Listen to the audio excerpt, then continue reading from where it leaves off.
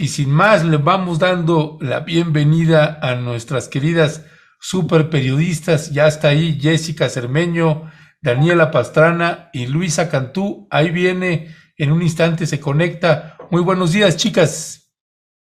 Hola, ¿qué tal? Buenos días. Buenos días a todos. Pues buenos días, buenos días. Pues ya vamos con unos minutos de retraso. Así que, sin más, si les parece, vamos entrando en detalle, vamos entrando en los temas que vamos a abordar el día de hoy. Esto que tituló nuestra querida Daniela Pastrana, las bodas embrujadas. Y vaya que si tienen embrujo las bodas en este gobierno de la Cuarta Transformación, cero y van dos. Daniela Pastrana, ¿cuál es tu valoración de todo este desaguisado con el caso de Santiago Nieto, incluyendo las declaraciones del presidente Andrés Manuel López Obrador sobre él el día de hoy? ¿Cuál es tu valoración, Daniela? Bueno, pues la verdad es que yo debo reconocer que yo quería hablar del trío que hay entre Leonardo DiCaprio y Besos y que si la novia y no sé qué. Y me dijeron, no, vamos a hablar de tríos más cercanos, que son estos, ¿no? Las bodas, estos otros romances que son de los políticos de acá. Y que he estado siguiendo mucho lo que han estado comentando, lo que comentaron ayer en la mesa de los periodistas, lo que han estado diciendo. Y fíjate que yo pienso que, pues es que yo pienso que para el presidente es difícil asimilar incluso la boda, la misma boda. O sea, él mismo dijo que él no, que él fue invitado y no fue. Eh, Conociéndolo, sabiendo cómo es, desconfiado, yo creo que una boda con una consejera electoral que además fue esposa del secretario particular, no cualquier otro miembro del gabinete de Felipe Calderón, del secretario particular de Felipe Calderón, que es como digamos, como hace tiempo que desplazó a Carlos Salinas de Gortari en el oponente más, y a Vicente Fox, ¿no? En el oponente más duro de López Obrador. Y en estas épocas en las que eh, con un gobierno que ha tenido esta campaña en contra tan fuerte, con todas estas cosas que hay, lo que se está jugando con el litio, con todo eso, tener a alguien como que tiene esa información tan privilegiada, tan cerca de alguien que tiene información tan privilegiada, yo creo que ahí empezó, más allá de si la boda fue opulenta o no fue opulenta, oía en un programa a Jaime Cárdenas decir que pues no, que era una boda estándar para la clase, no sé cuál era la clase a la que se refería de estos, de un, o sea, de Santiago Nieto y su esposa, no sé cuál es su clase, pero pues a mí me llama mucho la atención que dijeran, no, pues es una boda estándar para su clase, y dices, pues sí, y, y eso es lo que tendríamos que esperar de un gobierno como este. No lo sé, pero creo que conociendo al presidente, digamos que las desconfianzas de origen parten de esa unión y tienen razones de ser, porque pues ya tiene la experiencia de, para no ir más lejos, César Yáñez, que es del que todo el mundo se acordó, ¿no? Por esta boda que no nada más fue pues no nada más fue que fuera opulenta y lo que costara y que se vendiera la revista Hola, sino justamente estas mismas implicaciones. Eh, y, pero también tiene la experiencia tan terrible de otro enamoramiento espantoso, que fue el de Rosario Robles con este Carlos Ahumada, ¿no? Y que Rosario Robles fue una colaboradora cercanísima de él y que pues después se enamoró del dinero, o no sé, según ella, de Almada, y terminó, pues como terminó la cosa. Entonces yo creo que él tiene motivos para ciertas desconfianzas y ciertos recelos, y tampoco hay que olvidar que, o sea, también oía y está esta idea de Santiago Nieto ingenuo, muy técnico, nada político, pero Santiago Nieto viene de una familia política, ¿no? Su papá fue presidente municipal, y en Querétaro, pues tiene muchos nexos también con los grupos del PAN, o sea, no, no es como tan no, cero político, ¿no? Es un tipo que cuesta trabajo, o sea, que viene haciendo muy buen trabajo y que pesa que caiga, pero yo creo que ese tipo de cosas y esas valoraciones, una persona que tiene el colmillo que tiene el presidente, pues también las hace, ¿no? No creo que nada más sean una cosa de las pugnas internas y quién le hizo la grilla a quién, sino que él mismo, para él mismo es un motivo de desconfianza. Yo creo que habría que concentrar la discusión también, Jessica, sí, en la boda de mal cálculo político de Santiago Nieto, se casó justamente con esta, en Antigua, Guatemala, con los invitados que tuvo, y pues para su mala suerte, porque no sé, bueno, no sé si mala suerte, pero ocurrió en la víspera del viaje del presidente López Obrador a la ONU, que se veía desde ese momento como algo importantísimo para su gobierno, para su imagen hacia afuera de México. Y bueno, ocurre todo esto que ya hemos visto, el escándalo, es verdad, hay que trascender el menú. Bueno, si te sirven guacamole con atún, pues te lo presentan muy bonito, te lo cobran como si fuera caviar, que está a 22,000 pesos la latita, por cierto, y en buen fin. No sé, habrá que ver también si este cálculo mal hecho de Santiago Nieto, pero sobre todo creo yo en el mensaje y en el talante del presidente López Obrador, que básicamente está diciendo de nuevo, aquí hay tolerancia cero a cualquier cosa que pueda abrir una fisura para dañar a la base fundamental de la 4T, que es la lucha contra la corrupción y la austeridad. ¿Tú qué piensas de esto, Jessica? Es que Alberto, en realidad ya lo había dicho López Obrador con sus propias acciones, ¿no? Con base en lo que ocurrió con la boda de César Yáñez, que todos los que cubrimos a López Obrador por años sabíamos de la importancia que tenía César Yáñez para él. No era solo la gente, digamos, su contacto con la prensa, ¿no? También era su amigo, era su asesor. Y ocurre su boda, que en realidad creo que lo que más le molestó, después leía a López Obrador, era cómo se publicitó en Ola, ¿no? Pero también que se cenara langosta en la boda de César Yáñez, que hubiera este despilfarro, y hasta hoy, me parece, no ha aparecido César Yáñez, ustedes me corrigen, pero creo que no ha aparecido en ningún lado más junto al presidente de la República. Ahí creo que se tendría que haber dado cuenta Santiago Nieto de que había un antecedente muy claro. Yo no, la verdad es que no quiero cuestionar si se casa, porque he visto hasta cuestionamientos de si era amor, si no es amor, si le convenía esta alianza. O sea, y creo que eso ya está de más. Lo que sí creo es que el diablo está en los detalles, y este es un caso que está totalmente en contra de ese dicho popular tan sabio de no hagas cosas buenas que parezcan malas, ¿no?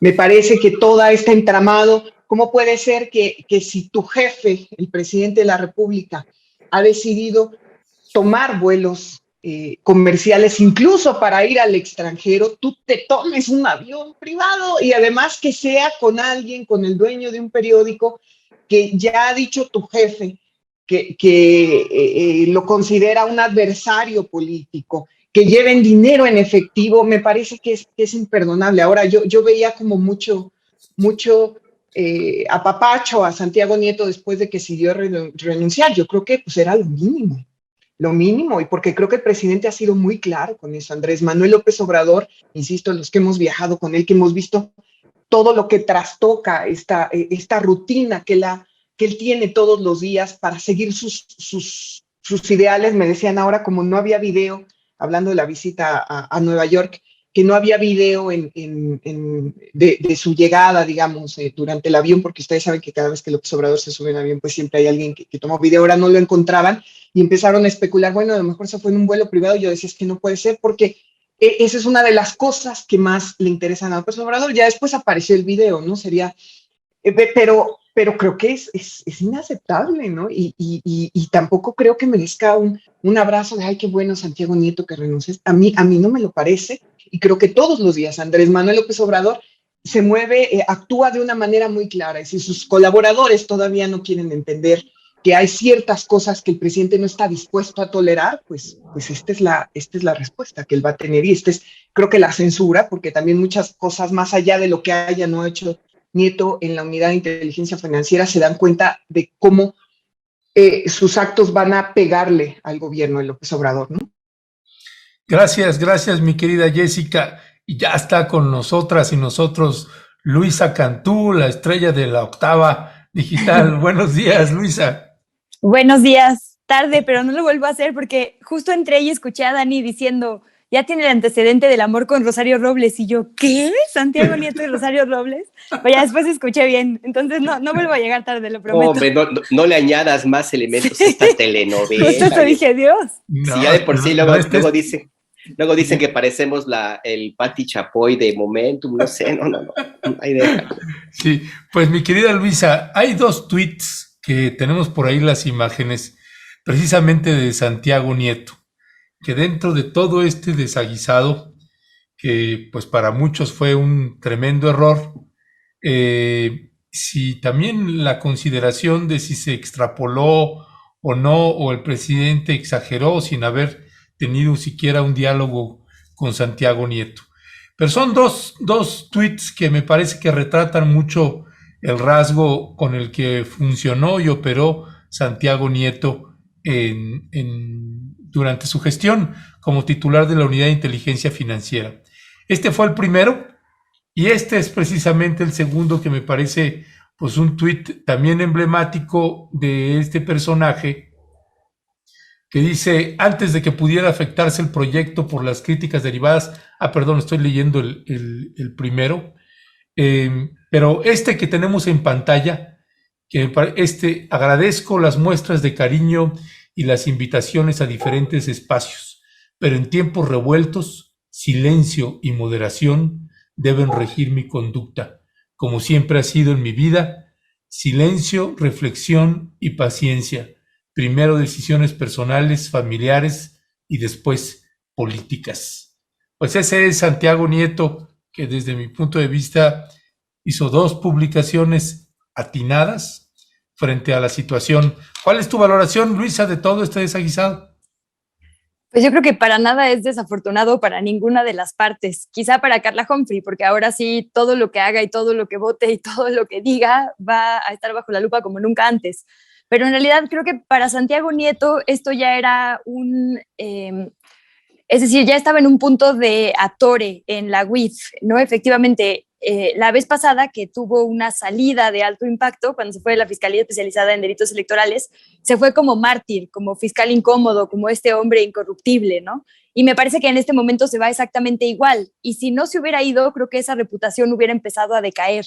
La verdad es que había, y sobre todo ha habido en las últimas semanas, muchas columnas que dejaban ver o que insinuaban que el presidente ya no estaba tan contento con Santiago Nieto ni con su actuar en la UIF, porque empezaba a operar de forma un poco más autónoma de lo que en realidad le correspondía. Digo, eso siempre son chismes y trascendidos, ¿no? Pero está por un lado esta posibilidad que se dejaba ver en los medios de su alejamiento de la 4T, por decirlo así, de su distanciamiento con Julio Scherer y otros choques, y la otra realidad cruda, que es que por más que él presentaba mediáticamente buenas cifras y muy buenas causas, no se veían en resoluciones que de verdad implicaran justicia, ¿no? Hay como varias versiones de por qué no estaba sucediendo eso, por qué él congelaba una cuenta o decía que tenía una investigación contra un cártel o una persona, ya sea funcionaria pública o empresaria, y no pasaba nada después. Hay quien dice, bueno, es porque el fiscal Hertz Manero es lentísimo, y hay quien dice, y ayer justo lo escuchaba en una de las mesas de Aristegui, ¿no? Que en realidad Santiago Nieto entregaba cosas muy difíciles de judicializar, y como las cantaba antes, pues había ya como más presión pública. También creo que la verdad mucho de lo que hizo la UIF se filtró a medios de comunicación, no me atrevería a decir quién, pero mucho del trabajo que estaba haciendo la UIF acababa en medios de comunicación, y esto a veces es muy bueno porque presiona, pero a veces no es tan bueno porque entorpece. Entonces creo que Santiago Nieto estaba en un punto bien complicado en este momento, ¿no? De ser esta persona sobre la que hay muchísima expectativa porque efectivamente tiene una reputación de ser honesto, las más intachables personalidades, ¿no? de nuestro medio, Lidia Cacho, Viri Ríos, Oscar Balmen, la propia Anabel Hernández, muchísimas personas salieron a decir ayer que era la gran pérdida de la 4T, pero es justo porque se va en un momento en el que cerró el año pasado con 20,000 cuentas congeladas y 160 denuncias presentadas ante la Fiscalía. Él como alguien que hizo muy bien su trabajo, y digamos que si no concluyen todos esos trabajos en sentencias para Rosario Robles, para Emilio Lozoya, para Alonso Ancira y demás, no va a ser culpa suya, ¿no? Siempre va a quedar como alguien que hizo su trabajo y salió de 2 puestos sumamente importantes y estratégicos por congruencia. Honestamente, yo creo que para él es súper capitalizable, no quiero hacer comercial, pero de eso es mi columna de hoy del Washington Post. La verdad es que él ahora tiene, creo yo, un montón de puertas abiertas. Lo dejó ver la oposición en los últimos días, lo dejó ver el presidente hoy en la mañana diciendo, bueno, a ver, vamos a evaluar bien cómo estuvo esto. Para nada es que ya esté cancelado, ¿no? Está la posibilidad de que se reintegre al proyecto. Vamos a escuchar las voces de la gente, y la verdad es que las voces que yo he escuchado son puros aplausos, ¿no? Y para el presidente también es muy capitalizable esto que pasó. ¿Por qué? Por lo que decían Jessica y Dani, queda justo como esta mano dura ante cualquiera que viole los principios morales de la Cuarta Transformación, ¿no? De austeridad y de justa medianía. Ahora, otra lectura que creo que es importante dar es también ver cómo en la 4T se alinean o no se alinean con lo que dice y hace el presidente, ¿no? La primera que salió fue Claudia Sheinbaum a decir, sí, se va la Secretaría de Turismo, como se fue también una secretaria federal por escándalos con vuelos, y hay que vivir en la justa medianía, ¿no? Justo Claudia Sheinbaum dijo, esto no puede volver a pasar, no somos iguales y demás. Y a las horas sale Ricardo Monreal diciendo, no, yo no me voy a sumar a esos coros para quemar en leña a Santiago Nieto.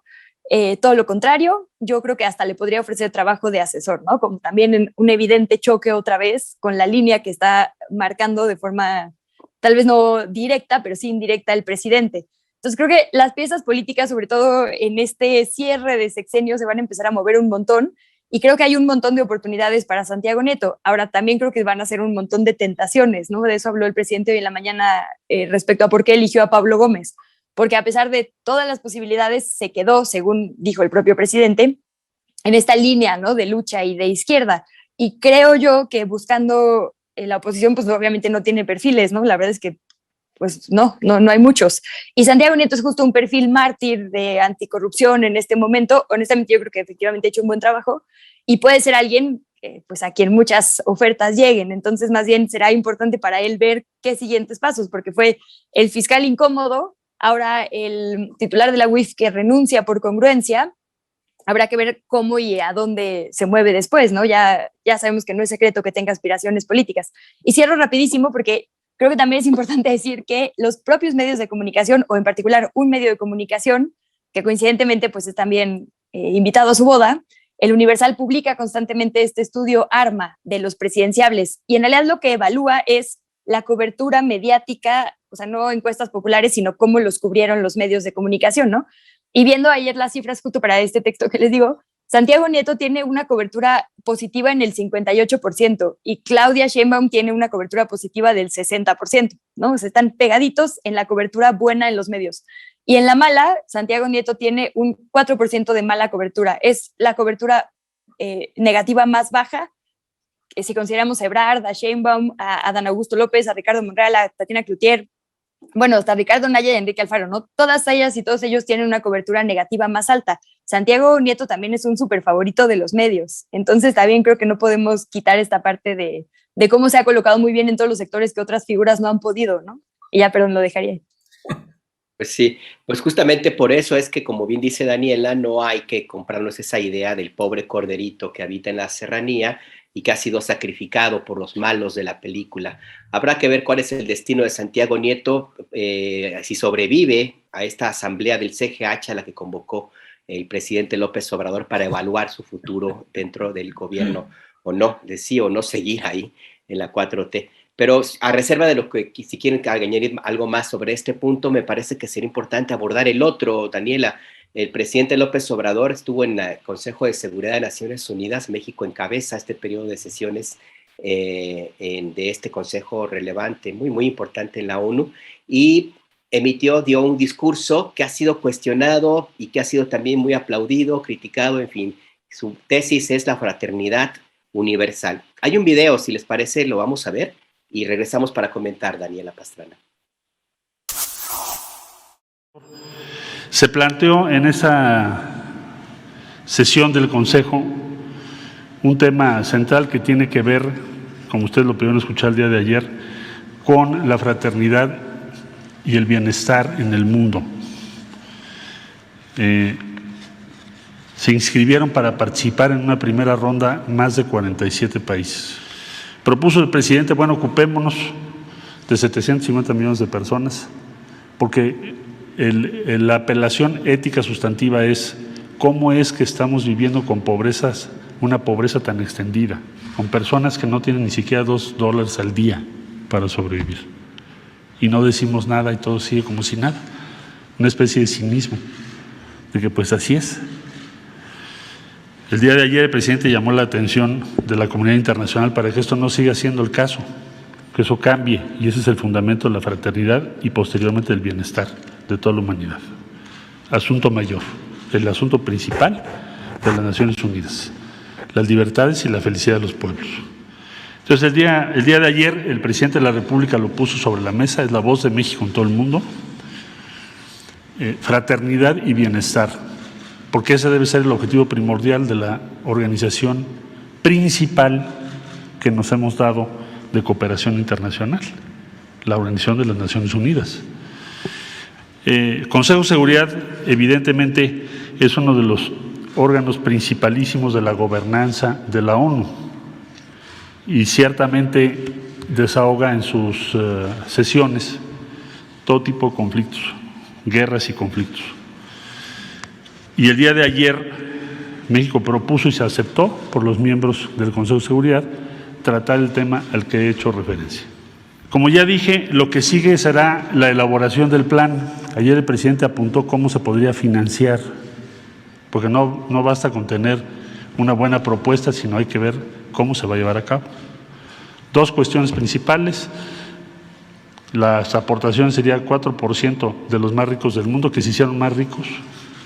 En el mes de enero presentó el secretario general de las Naciones Unidas un reporte que dice que por la pandemia hay 220 millones de personas más en pobreza extrema en el mundo, y al mismo tiempo los más ricos del mundo se hicieron más ricos. Daniela Pastrana, tu evaluación sobre este asunto, el discurso del presidente, lo que explica el canciller Ebrard. Bueno, pues yo soy de las que estaba un poco más en favor de ese discurso. Hay cosas que obviamente no me gustan, como esto de que lleve todo su discurso contra la sociedad civil y que los apoyos directos, y que casi diga el Banco Mundial tiene que hacer su idea, pues, de llevar todo el plan de México hacia allá. Pero me parece muy relevante que teniendo junto al secretario general de la ONU, le diga a la ONU que tiene que despertar de su letargo, que tiene que dejar de tener esa burocracia que todos hemos visto, cuestionado durante tantos años, y hacer algo más efectivo, porque efectivamente lo que nos dejó la pandemia fue, y lo que nos está dejando, son muchísimos saldos, y entre otros, pues este aumento de la desigualdad, que en una región como América Latina, que es la región más desigual del mundo, pues todavía mayor, que tenemos justo lo que estaban diciendo hace un rato José Ignacio y Arturo sobre la cumbre climática, que pues, hay países que no tienen tiempo, hay países que van a desaparecer, o sea, que no tienen tiempo para decir de aquí a 2080 a ver qué vamos a hacer. No, o sea, sí tiene que hacer cosas más efectivas. La ONU es, como bien dijo, la única instancia que tenemos como de gobierno en el mundo, entonces pues despabilense, y que se lo dijera en su cara, que lo tuviera ahí junto, me pareció una cosa realmente muy buena. También hay ciertas cosas, el plan así tal cual, así como lo esbozó, por lo menos la forma de financiar, a mí me pareció también, pues, en estos términos que les gusta a mucha gente utilizar, muy innovador, ¿no? O sea, una contribución voluntaria anual de 4% de las 1,000 mayores fortunas del mundo, una aportación similar de las 1,000 empresas más grandes, ahí tendría que estar IKEA y todos estos, ¿no? Entonces, todos esos, más el 2% del PIB de cada uno de los 20 países miembros del G20. Que vaya a pasar o no, pues es como cuando fue con su discurso de las vacunas y pues no pasó, esa es la realidad, ¿no? pero que lo esté planteando, que se esté posicionando, que después de ese discurso, que después de ese recibimiento que tuvo Joe Biden haya empezado, o sea, se haya anunciado pues que va a haber esta cumbre, la cumbre de los tres amigos de América del Norte la próxima semana, que es algo que no había ocurrido en los últimos 5 años. A mí me parece que son cosas importantes. Ayer escuchaba también una entrevista con Juan Ramón de la Fuente que decía, es histórico, y pensaba cuántas veces hemos dicho en este último año que algo es histórico lo de Temacapulín, es histórico lo que ocurrió en la ONU, es histórico porque pues, la primera vez que México preside el Consejo de Seguridad y que el presidente está ahí, o sea, el presidente de México. Y bueno, fue histórico el acuerdo del plan de justicia. Ya que yo me dije, voy a empezar a juntar cuántas veces hemos dicho algo que es histórico y que muestra, por lo menos, sí, una actividad, o sea, bastante más clara de que, pues lo que ha planteado desde el principio López Obrador, de que él quiere y busca transformar con límites, con carencias, con una pandemia cruzada, con una serie de cosas, pues en realidad es que sí, por lo menos en el discurso, en los planes y en las acciones va en ese camino. Ahora, ¿cuántos cachen y qué tanto se cache? Esa ya es otra historia. Ya, gracias, mi querida Daniela. Jessica Cermeño, pues tú estabas allá, precisamente en Nueva York, así que pues compártenos no un poco, un mucho, precisamente tanto el ambiente como este discurso del presidente López Obrador. Tenías ahí 2 pisos de cómo calibrar tanto en el ámbito político como en el ámbito popular, ahí de pues los paisas, las paisas que estaban, pues vaya que si había euforia ahí, así que cuéntanos. Sí, la verdad es que se organizó bastante bien el AMLOFest afuera. Desde que López Obrador llegó en la noche anterior, había decenas de personas esperando lo que lo querían saludar y afortunadamente pues sí se pudo acercar, pues la gente se fue feliz. Y al otro día, sí había no les quiero decir un número, pero seguro más de 2,000 personas esperándolo afuera de su hotel que estaba a unos pasos ahí de las Naciones Unidas. Y él, yo primero, digamos, si lo hacemos a manera de un poco de crónica, creo que sí fue un discurso muy duro el que le dio que dio enfrente de la ONU, porque pues ya decía Ebrard la importancia, ¿no? En este video que vimos la importancia de ese foro, pero siempre en ese foro, pues los discursos son moderados, ¿no? Son muy polite porque estamos en la diplomacia internacional, ¿no?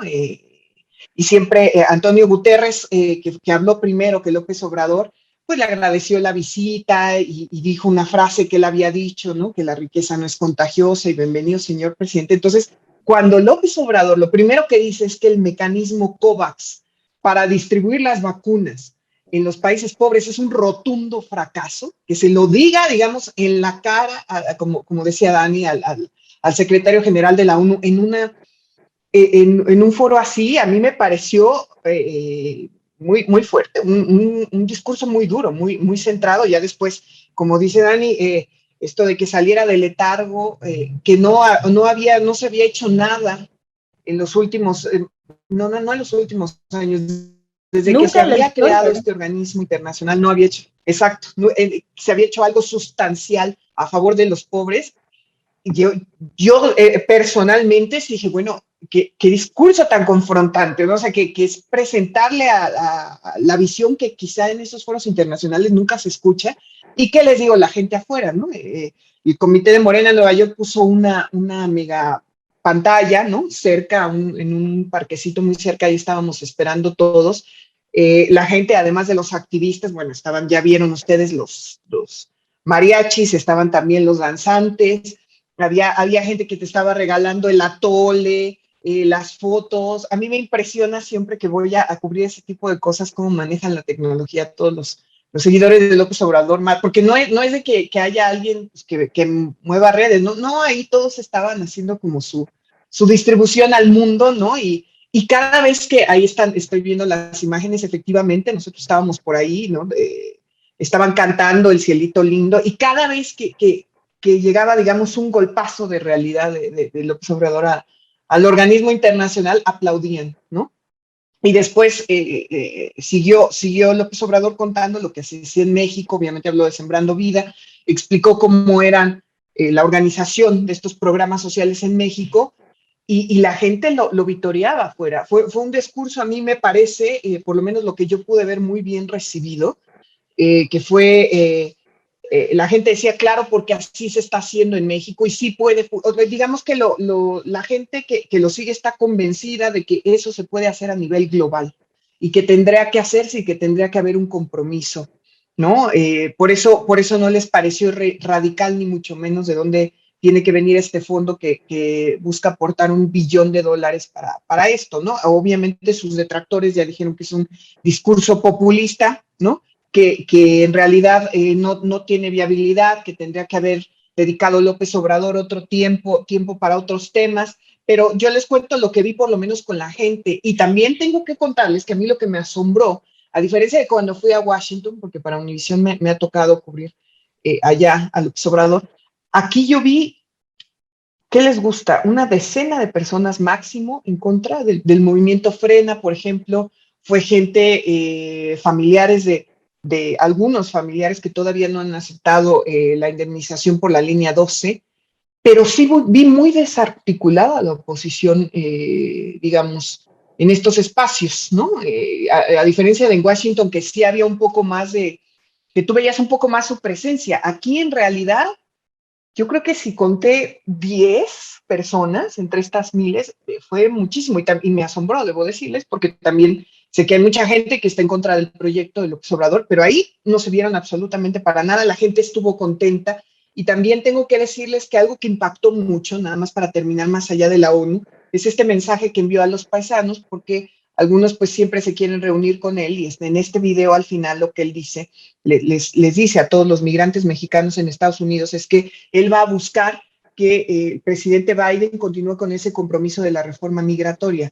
Y si hay algo que siempre parte el corazón cuando tú vas a cubrir a los mexicanos en Estados Unidos, son los que se acercan y te dicen, mire, yo llevo aquí 20 años, 25 años, 30 años, no pude despedir a mis padres antes de que fallecieran. Me encontré una señora que su papá estaba en Puebla, que estaba a punto de fallecer, pero gracias a un hospital que puso López Obrador del INSABI, su padre logró sobrevivir, y traía en la bolsa que me enseñó todos los papeles para hablar con la abogada para que tratar de que de alguna manera fuera legal su estancia en Estados Unidos. Eso a mí me parte el corazón, y la gente tiene mucha esperanza en que López Obrador pueda hacer algo. Obviamente eso depende del Congreso estadounidense, ¿no? De los legisladores, pero está esa esperanza ahí. Sí, y pasaban los repartidores, ya me tardé mucho, pero pasaban los repartidores, porque allá en Nueva York, obviamente, los que son de Uber, los que son de todos estos de comida a domicilio, pues son los latinos, son los mexicanos. Entonces la gente estaba ahí cantando en la noche, y pasa algún ciclista y empieza a gritar, es un honor estar con Obrador. Me parece que ese es el ambiente que se vivió en Washington, por lo menos lo que yo pude ver, y sí, muy bien recibido por la gente allá, el discurso y todo lo. Tengo la impresión, Luisa, que este recibimiento de la gente en Nueva York al presidente López Obrador, que, bueno, yo tengo décadas como periodista y nunca he visto un recibimiento de esa naturaleza a ningún presidente. Por el contrario, cada vez que iban, algunos se eran abucheados, increpados. A este tipito le gritaron, ¿cómo se apellida? Calderón, le gritaron asesino no pocas veces. Y el recibimiento al presidente López Obrador pues fue, pues como lo acabamos de ver en video en off, y como lo describe muy bien Jessica Cermeño.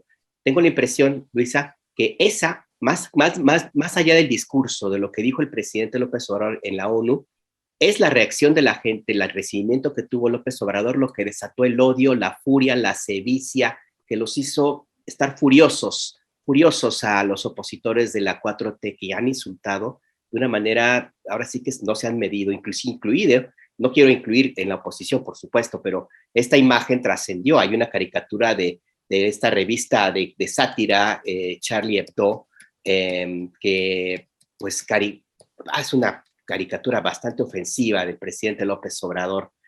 Según ellos, presidiendo el Consejo de Seguridad de la ONU, lo obtiene como la típica imagen del mexicano acostado, recostado sobre un nopal, con el sombrero sobre la cara y durmiendo. En fin, ¿cuál es tu evaluación de esta visita y también un poco sobre la reacción fúrica, rabiosa de algunos aquí en México? Sí, qué bonito escuchar esta relatoría de Jessica, y más allá de porque sea el presidente que tenemos actualmente o no, justo por sentir que se regresa un poco de dignidad a quien o a los sectores que la oposición les negó tanto tiempo. Y justo ahorita que lo decías, Alberto, creo que de eso se trata y por eso esta reacción. Mientras que la oposición, cada que el presidente dice, ay, rompimos récord de remesas, muchas gracias a las paisanas y a los paisanos, la oposición siempre sale a decir, ay, eso no es algo bueno, no deberían de felicitarlo, ¿no? O sea, como que siempre ha habido este enfoque como hacia la migración, como si fuera algo malo. Y efectivamente las causas de la migración son algo malo, pero también son, como dice el presidente, quienes han apoyado un montón a sus familias. Y creo que este ha sido un discurso consistente. El tema de que las remesas nos ayudaron a superar la crisis, digo, hoy en la mañana lo que decía de Colima, ¿no? Que es más importante las remesas que el turismo, son datos súper importantes y el presidente les ha puesto mucho peso a las personas migrantes en Estados Unidos. Y otra cosa que dijo que a mí me gustó muchísimo y tiene que ver con esto mismo en su discurso fue que como que él no iba ahí, no había llegado a la ONU, al Consejo de Seguridad, a hablar de guerras ni de asuntos nucleares y los temas que normalmente se tratan, sino de una frase que además me pareció bien bonita, una vida libre de miedos y miserias. Y un poco lo que decía Jessie ahorita, ¿no? Eso es lo que estamos buscando todas las personas, eso es el sueño de la migración, pues, una vida sin miedos ni miserias. Entonces, haberlo puesto como argumento central de todos los problemas de seguridad me pareció súper importante, porque efectivamente sin miedos ni miserias no habría migración, no habría crimen organizado, ¿no? No había un montón de las cosas que terminan siendo los asuntos, los grandes asuntos de inseguridad. Dijo por ahí una frase, algo así como, la verdadera victoria contra los grupos criminales es quitarles sus semilleros. Y un poco ese ha sido el discurso consistente y ese es el plan de fraternidad y bienestar. Sí hay cosas que yo tengo que reconocer que pues sí me dieron un poco de risa porque es súper necio, ¿no? Esta onda como de, y entonces el Fondo Monetario va a hacer un censo y les van a entregar unas tarjetas, pues sí, ¿no? Directo para que les llegue el apoyo directo.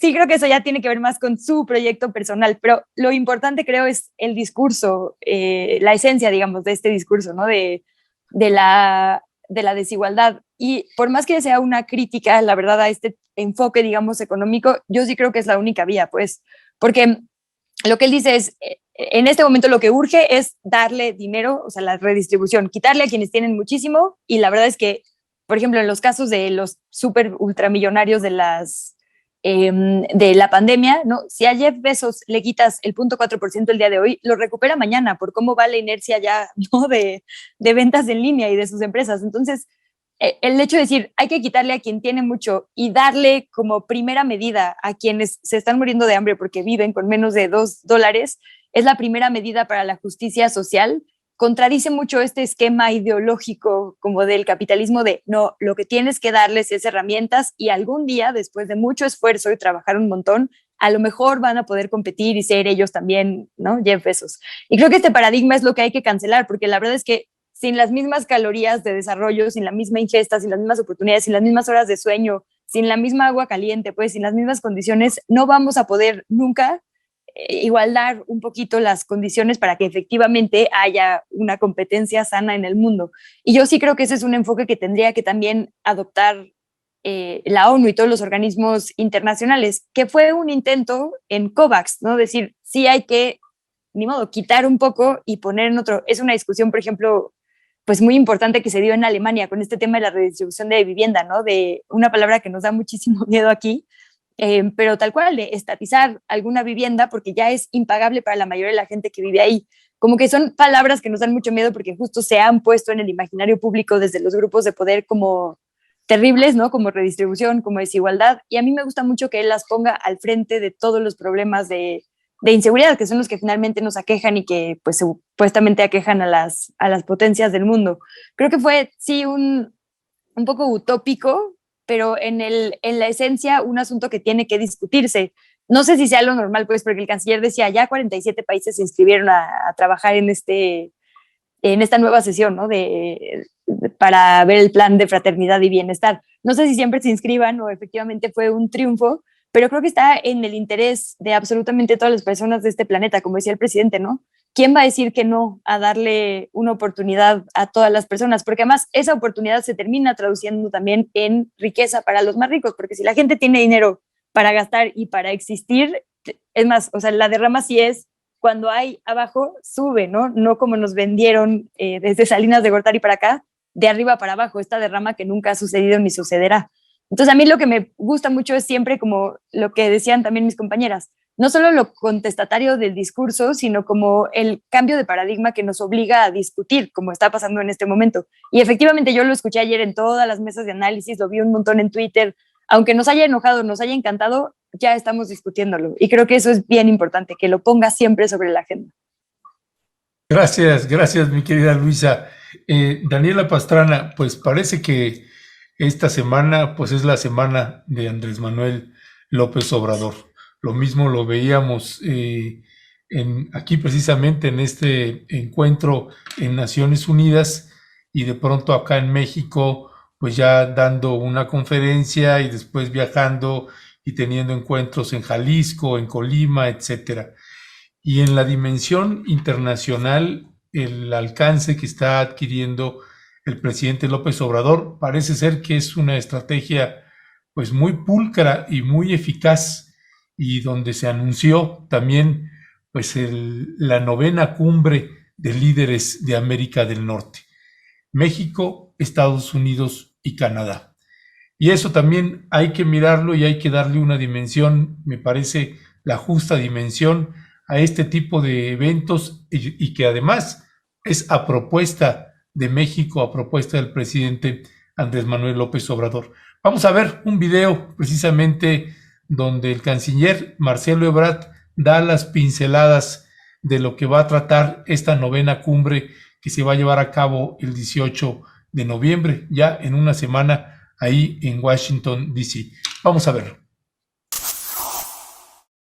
Se va a llevar a cabo la 9ª cumbre. Ha habido antes que esta 8. Esta sería la 9ª.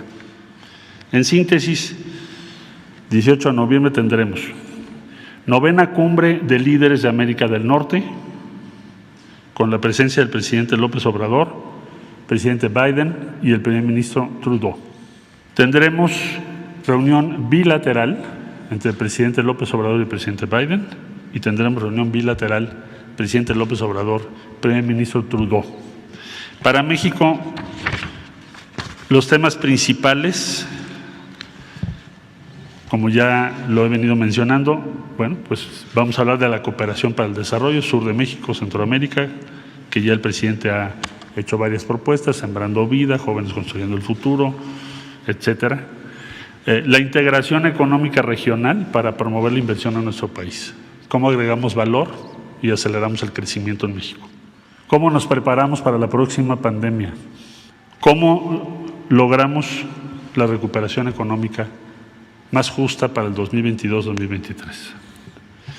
Algunos de los temas que ahí estarán planteados.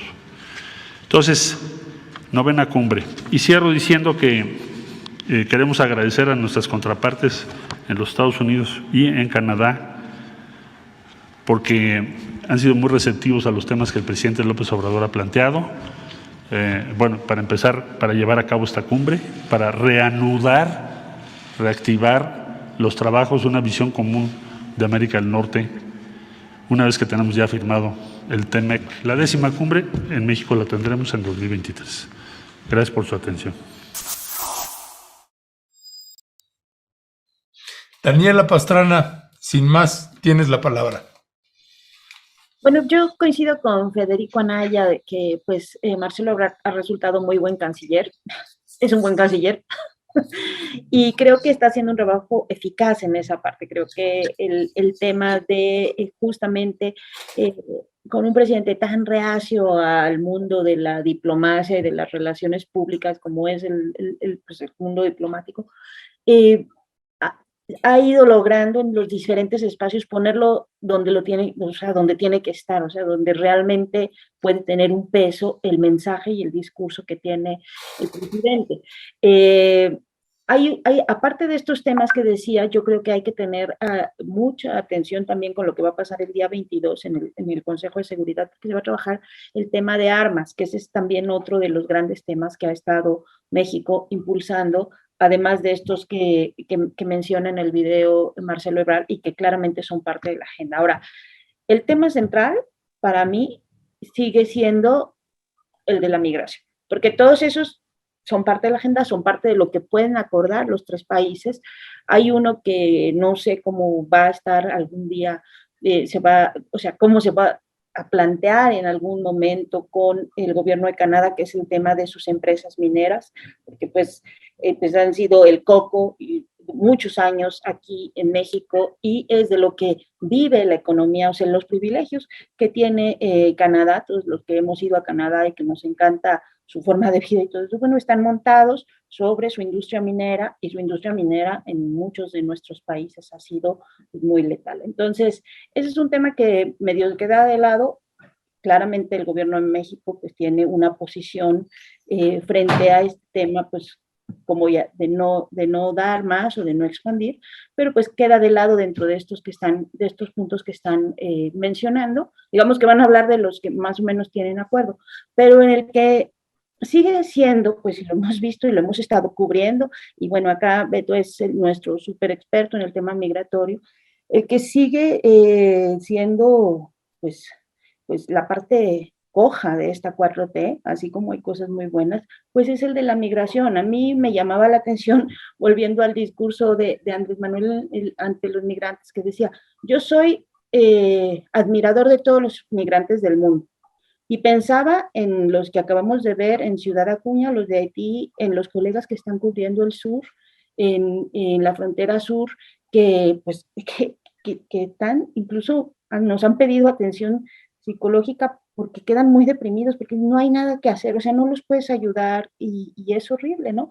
Los mismos que les ha tocado aquí cubrir a los que llegaron acá a la Ciudad de México y que son unas situaciones terribles porque además volvemos al punto que yo insistiré eternamente de la situación climática, pues lo que tenemos enfrente es no va a parar la migración, no va a parar la migración por una serie de cosas que pues les han llamado los refugiados climáticos, lo que quieran, pero que pues están saliendo porque ya es invivible en algunos países, ¿no?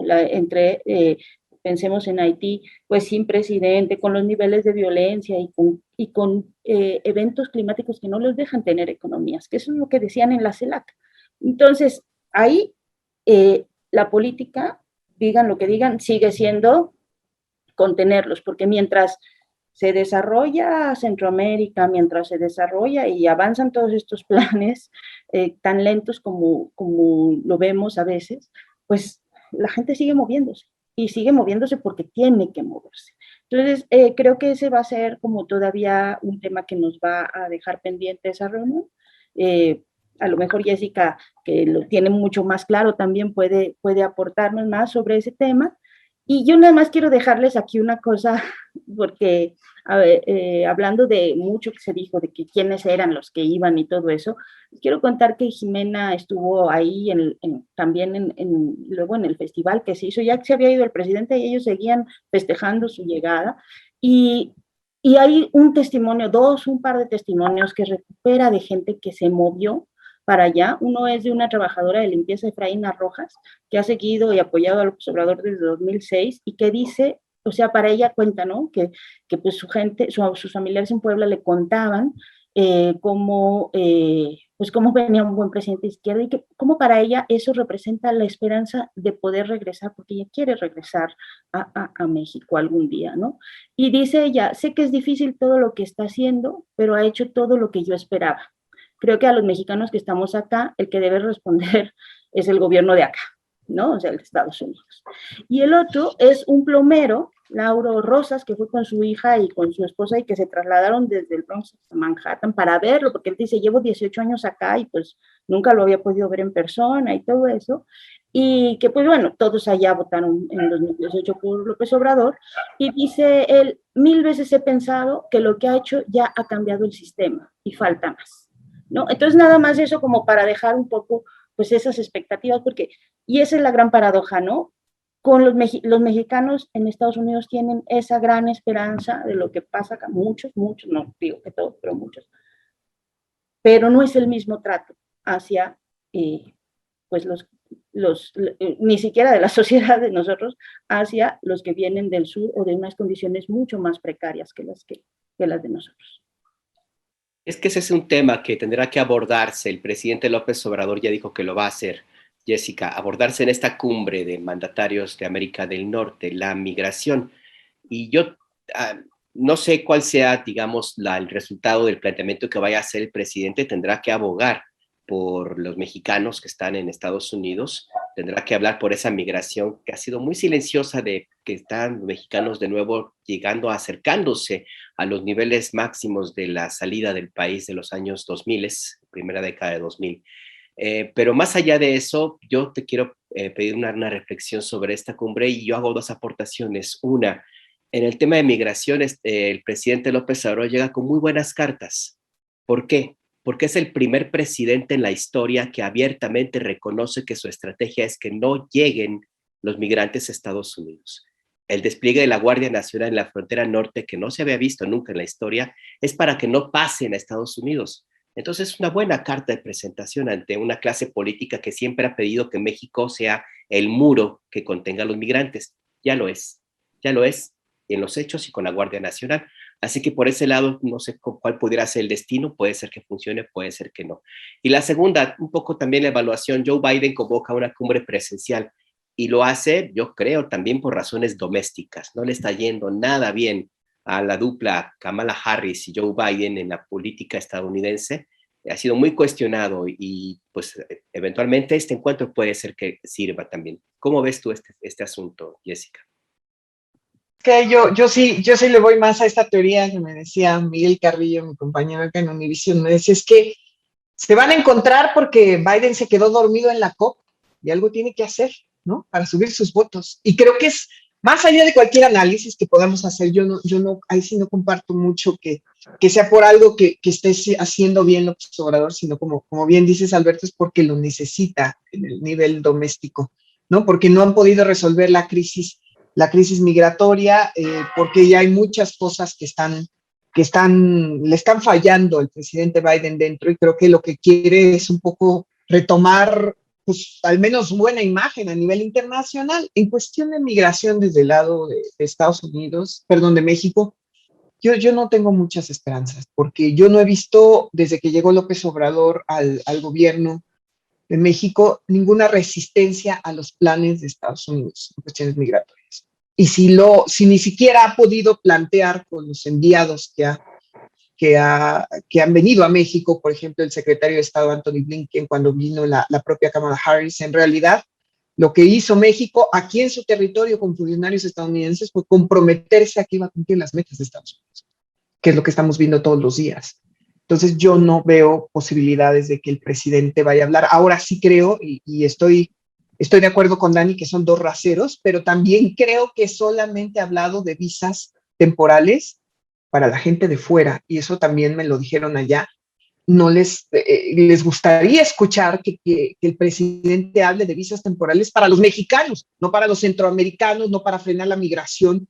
Entonces es algo, creo que antes el presidente López Obrador está en un panorama muy complicado, pero sí no tengo yo esperanzas. Y creo que también va a ser parte de esta reunión, obviamente, todos los temores, todos los miedos que tienen los estadounidenses con la reforma al sistema eléctrico. O sea, creo que también eso va a ser en este encuentro bilateral que va a tener con el presidente Biden, va a ser un tema, porque sí, en Texas existe muchísima oposición al proyecto, y el presidente Biden, como estadounidense, lo va a defender, y habrá que ver qué es lo que hace. Ya dijo López Obrador que le va a explicar al presidente Biden que lo que quieren es seguir robando, pero mi experiencia, al menos, bueno, no mi experiencia, lo que yo he visto en cómo se ha portado el gobierno mexicano de López Obrador ante el gobierno estadounidense, sea Trump o sea Biden, es que no pone resistencia, que termina haciendo lo que le dicen como otros gobiernos. Ahora, ahorita que estábamos con el video, eso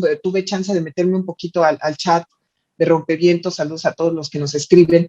y veía un poco que había gente que decía que había acarreados en el AMLO Fest y que si la gente gana mucho por allá por una hora de trabajo, ¿por qué se habían ido a ver a López Obrador? Híjole, ahí yo sí, yo que estuve ahí les puedo decir que alguien que lleva años sin poder regresar a su país porque no tiene papeles, sí le es esperanzador que haya un cambio de discurso al menos. Entonces sí, mucha gente fue por su propio pie, como dice Dan. O sea, no veo yo no se imaginen que había autobuses que llegaba la gente. Por supuesto, muchos eran de los comités de Morena de otros estados, ¿no? Pero yo también veía mucha gente. Nada más quería aclarar. Y sobre las remesas, que también eso es, que también decían sobre lavado de dinero, lo que creo, yo estoy de acuerdo en que las remesas no son un logro de López Obrador, para nada, ¿no? Que tendría que haber otras fuentes de financiamiento, que hubiera cambios acá en México de otro tipo, pero en el caso específico de las remesas, él ha logrado convertir ese aumento de remesas en un argumento a favor suyo, ¿no? Que creo que ese es el logro que ha tenido, y creo que es un logro más de comunicación que de otra cosa, ¿no? Pero sí hay indicios. Yo sí he visto un par de reportajes y expertos en seguridad también me lo han dicho, que hay indicios de lavado de dinero, que eso creo que también el gobierno de Estados Unidos ya está poniendo como el ojo en ver qué está pasando con ese dinero que llega desde acá. No sé qué parte de seguridad se vaya a tratar en esta cumbre, pero insisto, creo que tiene que ver más con una cuestión de imagen del presidente Biden, para que no digan que solamente se duerme. O sea, si además de que no resuelve las cosas dentro de Estados Unidos, se duerme afuera. Entonces, en fin, hice un borlote de cosas, pero es que quería responder un poquito a todo lo que estaba viendo en el chat. No, nada más, si me permites, Ernesto, un apunte. Este tema de las remesas sobre el lavado de dinero es asunto viejo. Y Daniela me va a regañar, pero pues ahora sí que yo lo publiqué hace como 10 años, ¿no? O sea, es un asunto viejísimo. Inclusive se llegó a detectar en algún momento que la familia michoacana tenía establecido, y era de los que ya la generación posterior, pero hay organizaciones que han utilizado el envío de a poquito para cobrar las cuentas del envío de drogas. Es un tema muy, muy, muy viejo, del que se utilice el sistema de envío, no las remesas, el sistema de envío que utilizan los migrantes para enviar sus remesas es el mismo que se utiliza también de las organizaciones de delincuencia organizada para cobrar el envío de drogas allá. Así que aguas con eso, porque sí es un tema que tiene mucho, mucho, mucho tiempo. Yo lo publiqué, que les gusta, en 2005, 2006, pero no, 2004, así que mejor ahí lo dejo, porque Daniela va a decir, ya estás viejito. Perdón por interrumpir, Ernesto. Más bien creo que Dani nos va a decir que se tiene que ir a la presentación de su libro, sí, a la que de hecho yo me voy también porque quiero verla, entonces. No, pero es que es importante lo que digas, mira, pero no, es que Beto siempre es legendario, o sea, siempre, pobrecitos, porque pues tenemos chicos de 28, 30 años que dicen, está buenísimo este tema, y Beto, yo lo publiqué en 1970, y dicen, no, Beto, no estás tan viejo, o sea, no, pero sí, pues nos lleva carrera, es por eso el decano. Yo me tengo que despedir, sí, porque tengo la presentación del libro y ya me están esperando. Y está buenísimo el tema y me encantaría seguir hablando, y también de Ana Boleno, que no me dejaron tampoco, de mi nuevo color azul, que me decían que parezco Zully, el de Monster Inc., pero pues a mí me gusta, yo digo que es del mar. Y les dejo muchos besos, y al ratito termino de ver lo que estaban diciendo, porque ya me están apurando en el otro lado.